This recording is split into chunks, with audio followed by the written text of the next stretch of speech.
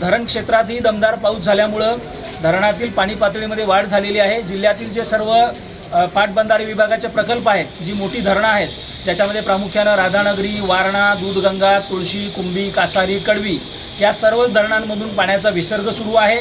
शेजारच्या सातारा जिल्ह्यातून कोयना धरणातूनही पाण्याचा विसर्ग सुरू आहे आणि यामुळं नदीच्या पाणी पातळीमध्ये वाढ झाल्याचं आपल्याला दिसून येत आहे। जिल्ह्यातील बऱ्याच ठिकाणी बंधारे पाण्याखाली गेलेले आहेत आणि काही ठिकाणी रस्त्यांवरती पाणी आलेलं आहे। असं जरी असलं तरी सुद्धा कोणत्याही ठिकाणी कोणत्याही भागाचा कोणत्याही गावाचा पूर्णपणे संपर्क तुटलेला नाही। प्रत्येक ठिकाणी पर्यायी मार्गाने वाहतुकीची व्यवस्था उपलब्ध आहे। त्यामुळे जिल्ह्यातील नागरिकांनी कोणताही चिंता करण्याचं, भीती बाळगण्याचं काही कारण नाही आहे। जिल्हा प्रशासनानं जिल्ह्याचे पालकमंत्री माननीय प्रकाश आंबेडकर साहेब आणि जिल्ह्याचे जिल्हाधिकारी अमोल येडगे साहेब यांच्या मार्गदर्शनाखाली अत्यंत नेटकं नियोजन केलेलं आहे।